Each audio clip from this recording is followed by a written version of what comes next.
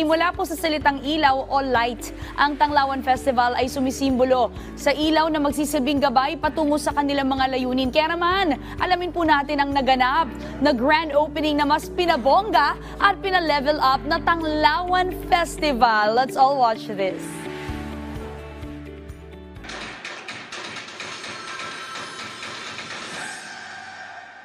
Matapos ang 3 taon ay nagbabalik muli ang selebrasyon ng Tanglawan Festival sa San Jose del Monte, Bulacan.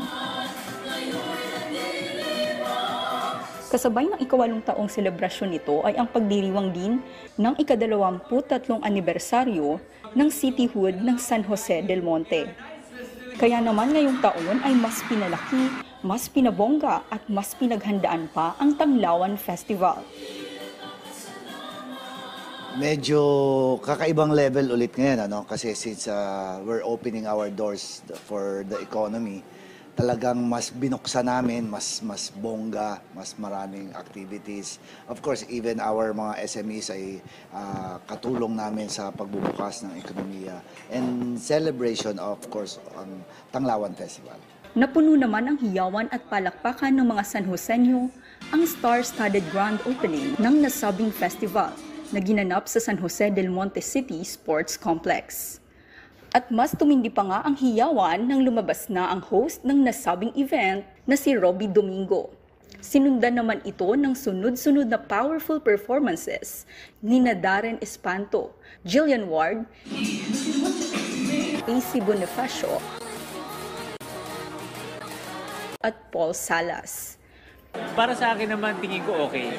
Kasi para may kakaibang taste naman at kakaibang twist naman ang makita ng mga audience. Hindi ko alam kung ginagawa nila every Tanglawan Festival to, but first time ko po kasi. Sumunod naman ay ang cultural fashion show na nagpabilib at nagpamanghas sa mga San Joseño. Tampok dito ang mga likhang aksesorya ni Arnel Papa at mga likhang damit ni Navinia Romero at Francis Libiran na mga proud Bulakenyo.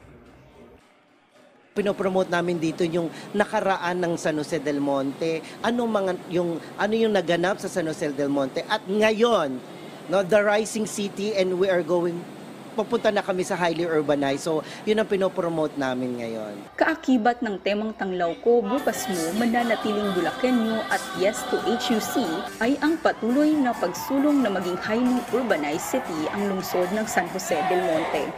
Pagka highly urbanized city na tayo, mas malawak ang ating pwedeng gawin, mas maraming pondo para sa mahirap nating kababayan, kung saan mailalagay natin sa tama at higit sa lahat, mas mabibigyang pansin ng tunay na pangangailangan tungkol sa serbisyo, edukasyon, at sa lahat ng mga, kasi ngayon, at the mercy pa kami of the province. Pag ito po'y napanalo natin, hindi lang lungsod ng San Jose del Monte ang makikinabang, bagkos ang buong 24 towns ng lalawigan ng Bulacan. Kasi we will be adapting ang ating mga kababayan na higit sa lahat yung mga maliliit na bayan sa lalawigan ng Bulacan. Sa 10 araw na selebrasyon ng Tanglawan Festival, ay iba't iba at sari-saring programa at aktibidades ang inihanda ng lungsod ng San Jose del Monte. Hindi lamang para sa mga San Joseño, kundi para sa lahat ng gustong makiisa sa selebrasyon.